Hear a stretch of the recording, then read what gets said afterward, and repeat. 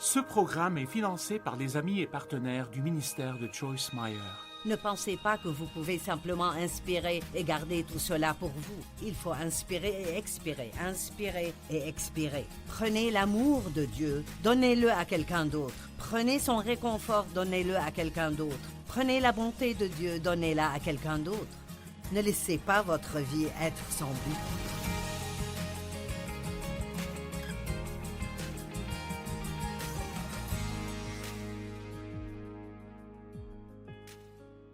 Bienvenue à profiter de la vie de tous les jours. Dieu veut que vous profitiez de chaque jour de votre vie. Mon message d'aujourd'hui est intitulé « Rien de bon n'arrive accidentellement ». Les personnes passives sont des personnes qui veulent que quelque chose de bien se produise. Et il y a beaucoup de gens comme ça, ils veulent que quelque chose de bien se produise. Ils prient pour que quelque chose de bien se produise, mais ils ne font jamais rien pour faire que cela se produise. Et la Bible dit que nous récoltons ce que nous semons. Et dans certaines des écritures que je vais partager avec vous, et certaines d'entre elles sont des paraboles, vous allez voir que Dieu nous donne toujours une partie. Il y a quelque chose qu'il veut que nous fassions. Et ensuite, il répond à notre obéissance. Mais d'abord, je voudrais vous lire un verset qui, dans la Bible amplifiée, l'amplifié classique, contient, je pense, un message merveilleux, merveilleux. Donc, c'est Agé 2, 12 et 13. Si quelqu'un porte dans le pan de son habit de la viande consacrée, parce qu'elle a été offerte en sacrifice à Dieu. Maintenant, rappelez-vous qu'il tuait beaucoup d'animaux en ce temps pour les sacrifier à Dieu, des sacrifices d'animaux. Et donc, il dit que si quelqu'un porte de la viande de quelque chose qui est saint et qui a été offert à Dieu en sacrifice, et qu'il touche avec son habit du pain, des plats, du vin, de l'huile ou un aliment quelconque, ces choses seront-elles saintes, dédiées à Dieu et consacrées à lui exclusivement? Les prêtres répondirent « Non, la sainteté n'est pas contagieuse, donc vous ne pouvez pas attraper une condition de sainteté. » Mais écoutez bien.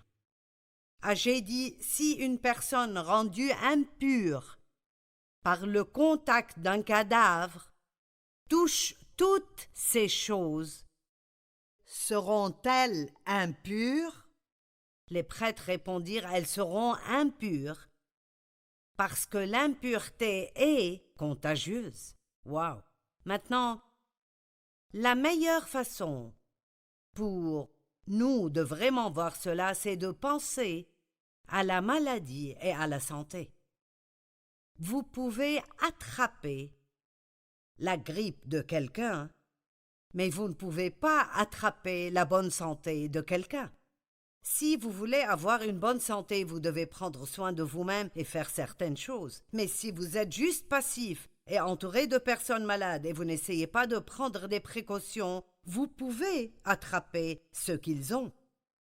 Et dans ce verset, il dit « Pouvez-vous juste être passif et vous asseoir à ne rien faire et juste attraper la sainteté? Non.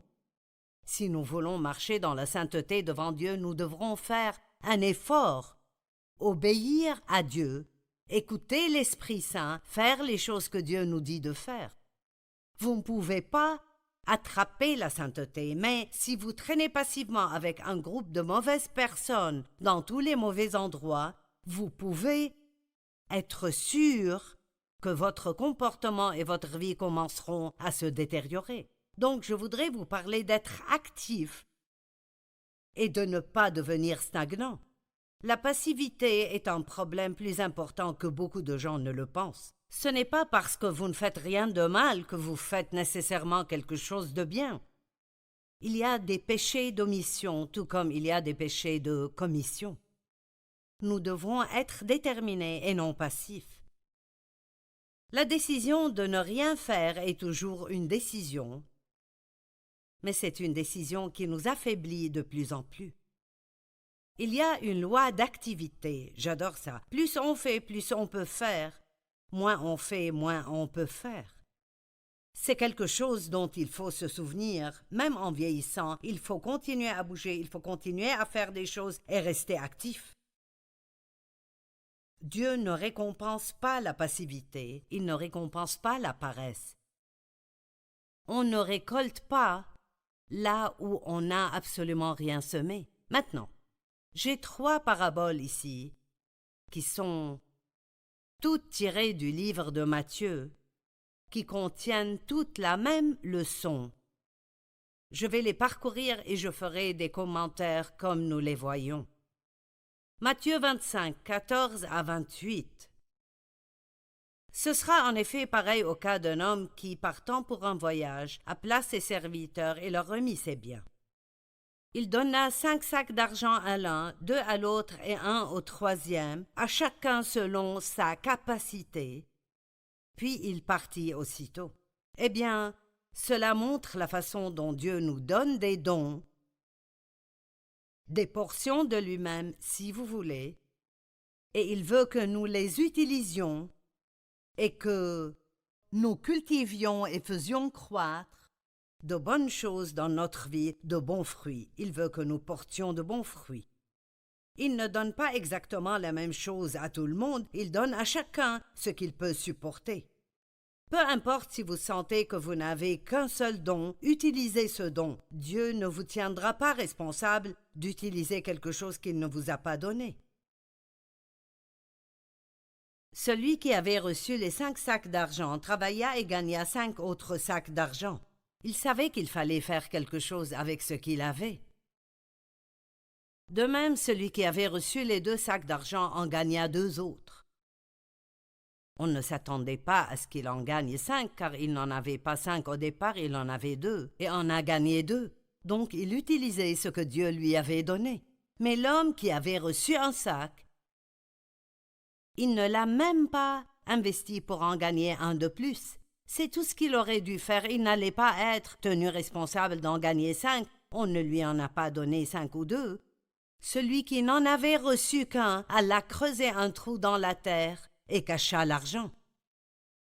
Et quand le maître vint, il leur fit rendre des comptes. Et vous savez quoi? Le temps viendra où Dieu réglera ses comptes avec nous. Maintenant, ne vous méprenez pas. Notre salut n'est pas basé sur ce que nous faisons. Il n'est pas basé sur nos œuvres. Le salut est un don de la grâce de Dieu par la foi. Mais il y aura des récompenses pour notre fidélité. La Bible en parle dans de nombreux endroits différents. Elle dit qu'il reviendra et qu'il donnera aux gens ce qu'ils méritent pour ce qu'ils ont fait. Et je ne sais pas pour vous, mais je veux toute la récompense que je pourrai avoir quand j'arrive au paradis. Et la seule façon pour que cela arrive, c'est de faire ce qui est bien maintenant.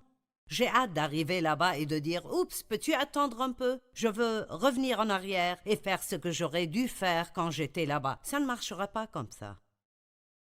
Alors, longtemps après, le maître vint et leur fit rendre des comptes. Celui qui avait reçu les 5 sacs d'argent en apporta 5 autres et dit « Seigneur, tu m'as remis 5 sacs d'argent, en voici 5 autres que j'ai gagnés. » Son maître lui dit « C'est bien, bon et fidèle serviteur, tu as été fidèle en peu de choses. Je te confierai beaucoup. Ah, et j'aime cette partie. Viens partager la joie de ton maître. » La seule façon d'être vraiment heureux est de faire quelque chose avec ce que Dieu nous a donné. Dieu nous a créés pour porter de bons fruits. Alors laissez-moi vous demander, que faites-vous pour améliorer la vie de quelqu'un d'autre? Pas seulement que faites-vous pour améliorer votre propre vie, mais que faites-vous pour améliorer la vie de quelqu'un d'autre? Parce que lorsque vous améliorez la vie de quelqu'un d'autre, vous ajoutez de la joie à la vôtre. Celui qui avait reçu les 2 sacs d'argent, aussi son maître lui dit « C'est bien, bon et fidèle serviteur. Je te confierai beaucoup. Viens partager la joie de ton maître. » Puis celui qui n'avait reçu qu'un sac d'argent dit « Seigneur, je savais que tu es un homme dur. Tu moissonnes où tu n'as pas semé et tu récoltes où tu n'as pas planté. J'ai eu peur et je suis allé cacher ton argent dans la terre. Le voici, prends ce qui est à toi. » Eh bien, il ne connaissait évidemment pas son maître parce que son maître n'était pas comme ça. Et nous avons besoin de savoir que Dieu est bon et qu'il est fidèle à sa parole et qu'il nous donne une graine à semer Et si nous semons cette graine, nous récolterons une grande moisson. Si ce n'est pas ici, ce sera au paradis. Dieu attend de nous que nous utilisions ce que nous avons, et soit nous l'utilisons, soit nous le perdons, comme vous le verrez. Son maître lui répondit, « Serviteur mauvais et paresseux. » Pourrions même ajouter le mot passif ici. Tu savais que je moissonne où je n'ai pas semé et que je récolte où je n'ai pas planté? Il demande. Donc c'est comme ça que tu pensais que j'étais? Il te fallait donc remettre mon argent au banquier et à mon retour j'aurais reçu un intérêt. Ainsi tu aurais pu me donner quelque chose. Un peu de fruit de ce que j'ai investi dans ta vie. Dieu s'est investi lui-même en nous. Dieu a mis une partie de lui-même, ses dons, en vous et en moi. Et il s'attend à ce que nous en fassions quelque chose. Laissez-moi vous poser une question. Combien restez-vous assis à vous plaindre? Combien de temps perdez-vous à vous apitoyer sur votre sort?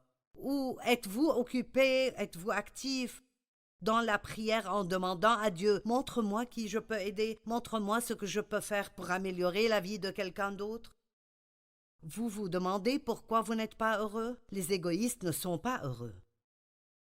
Quand j'ai demandé à Dieu il y a de nombreuses années « Pourquoi ne suis-je pas heureuse? » J'ai tout ce qui devrait me rendre heureuse, pourquoi ne suis-je pas heureuse? Et il m'a dit « Tu es malheureuse parce que tu es égoïste. » Et c'était vrai.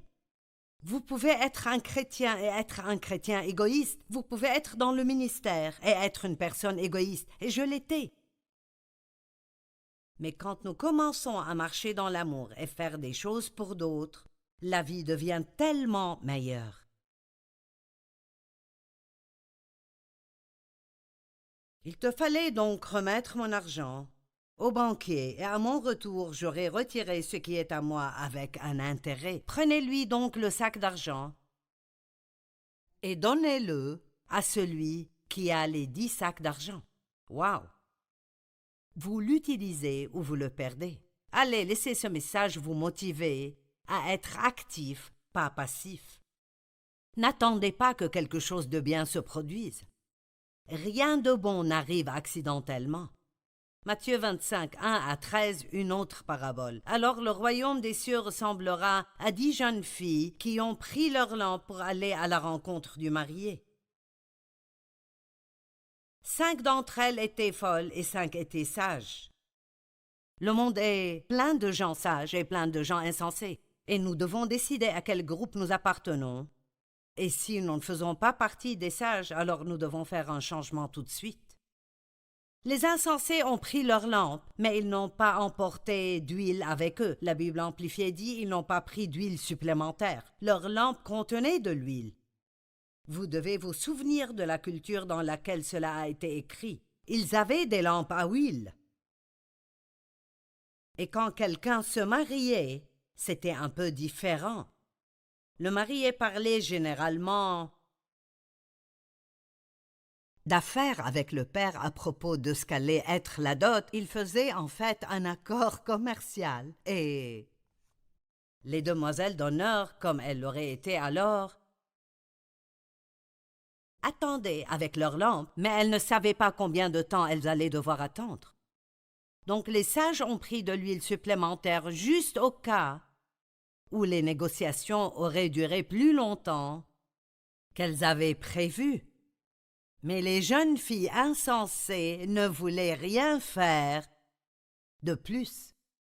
Maintenant, regardez ceci, tandis que les sages prirent avec leurs lampes de l'huile dans des vases. Comme le marié tardait, toutes s'assoupirent et s'endormirent. Au milieu de la nuit, on cria « Voici le marié, allez à sa rencontre !» Alors toutes ces jeunes filles se réveillèrent et préparèrent leurs lampes. Les folles dirent aux sages « Écoutez, vous ne voudrez pas manquer ceci. Donnez-nous de votre huile, car nos lampes s'éteignent. » Les gens qui ne font rien veulent toujours que les gens qui ont fait quelque chose leur donnent de leur travail acharné et de leur labeur. Et vous savez, nous voulons aider les pauvres, nous voulons aider les gens qui sont dans le besoin, mais Nous ne voulons pas simplement permettre aux paresseux et aux passifs de continuer à être paresseux et passifs. Certaines personnes que vous pensez aider, si vous ne les aidez pas, vous les aidez. Et les vierges, parce qu'elles étaient sages, ont dit non. Il n'y en aurait pas assez pour nous et pour vous. Allez plutôt chez ceux qui en vendent et achetez-en pour vous. Donc elles sont allées faire ce qu'elles auraient dû faire avant de venir.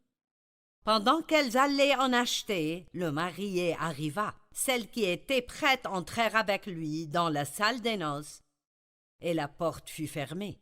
Plus tard, les autres vinrent et dirent « Seigneur, Seigneur, ouvre-nous !» Mais il répondit « Je vous le dis en vérité, je ne vous connais pas. » C'est une histoire si triste. Mais vous savez quoi? C'est ce qui arrive, vous devez rester actif maintenant. Passez du temps avec Dieu, apprendre à connaître Dieu, passez du temps à étudier votre Bible, entrez dans un groupe d'études bibliques, allez à l'église, écoutez de bons enseignements ou regardez de bonnes choses à la télé, comme vivre pleinement votre vie. Nous sommes là tous les matins pour vous, quelque part. Le soir, à certains endroits.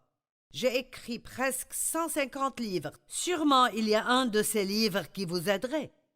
Les librairies sont pleines de bons livres. Il y a tellement de bonnes choses à regarder à la télé. Vous n'avez même pas besoin de faire beaucoup d'efforts pour recevoir l'Évangile aujourd'hui. Je peux aller en Inde et organiser une croisade et les pasteurs et les gens avides de parole marcheront pendant 3 jours pour se rendre à cette conférence.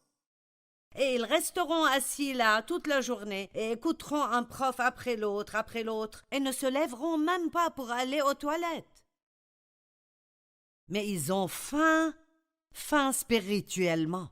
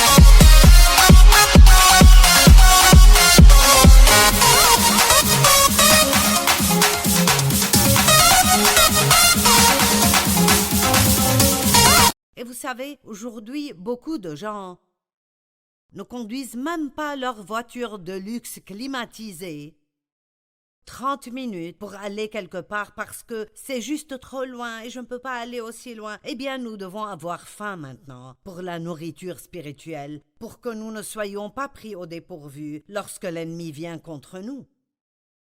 Et puis, il y a aussi une grande parabole à la fin de Matthieu chapitre 25. Ces 3 paraboles dans Matthieu 25 valent la peine d'être étudiées. Matthieu 25, 31 à 45. Lorsque le Fils de l'homme viendra dans sa gloire avec tous les saints anges, il s'assiera sur son trône de gloire. Toutes les nations seront rassemblées devant lui. Il séparera les uns des autres comme le berger sépare les brebis des boucs. Disons par exemple qu'un berger a beaucoup de moutons et beaucoup de chèvres, mais il est temps d'aller au marché. Et il doit séparer les chèvres pour qu'elles aillent quelque part et séparer les moutons pour qu'ils aillent autre part. Et donc, il utilise cela comme une analogie.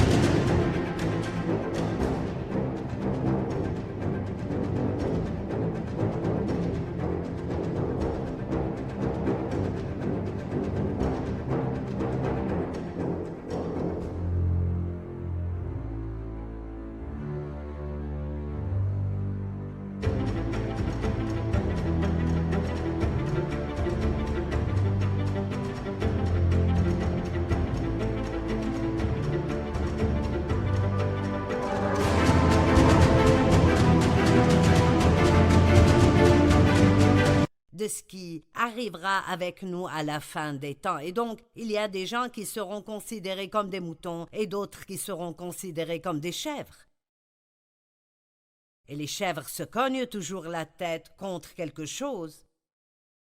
Elles sont un peu trop têtues.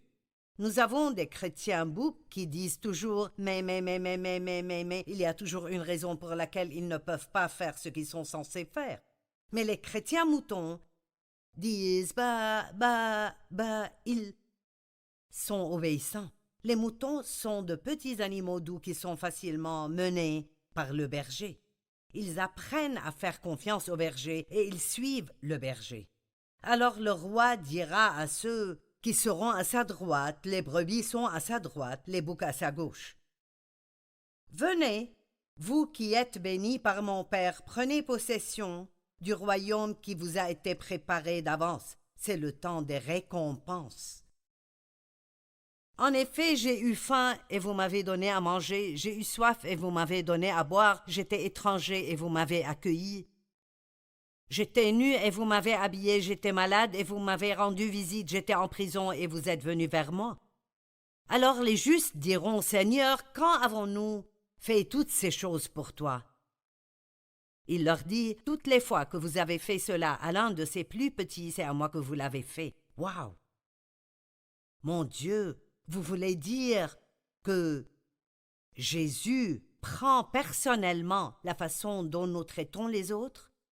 Si je fais quelque chose de bien pour quelqu'un qui souffre ou qui est dans le besoin, ça veut dire que j'ai fait ça à Jésus? Waouh! Ça me donne envie de faire encore plus. Nous sommes son corps, n'est-ce pas? Mais ensuite, il a continué et il a dit « J'ai eu faim et vous ne m'avez pas donné à manger, j'étais malade et vous ne m'avez pas rendu visite. » Ils passent par la liste entière de nouveau et ils ont dit « Quand étiez-vous dans cet état et nous ne sommes pas venus t'aider ?» Et il a dit « Toutes les fois que vous n'avez pas fait cela à l'un de ces plus petits. » Les gens que nous ne pensons pas être importants, les gens auxquels personne ne prête attention, le monde est plein de gens blessés et personne ne prend même la peine de voir leur douleur. Il a dit, si vous ne l'avez pas fait pour eux, alors vous ne l'avez pas fait pour moi. Wow!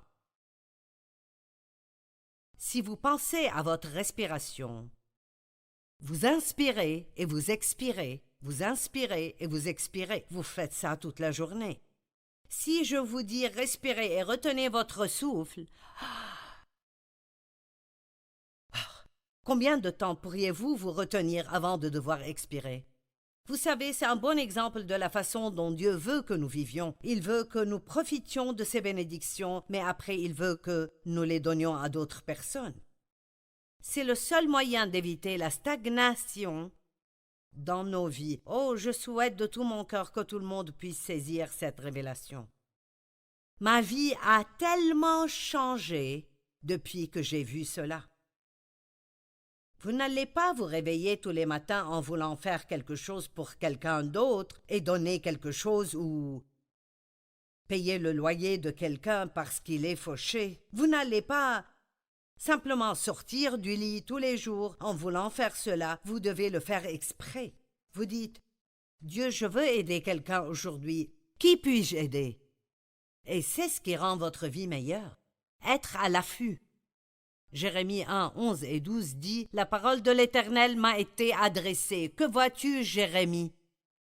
J'ai répondu « Je vois une branche d'amandier, l'emblème de la vigilance et de l'activité, s'épanouissant à la fin de l'hiver. » Et l'Éternel m'a dit « Tu as bien vu, car Dieu dit cela de lui-même, je suis alerte et actif, et je veille à ce que ma parole s'accomplisse. » Dieu n'a pas simplement fait un tas de promesses, puis s'est assis sur son trône à ne rien faire. Il dit non, je suis actif, je suis alerte, je travaille dans la vie des gens, je travaille dans la terre, j'attire les gens vers Christ.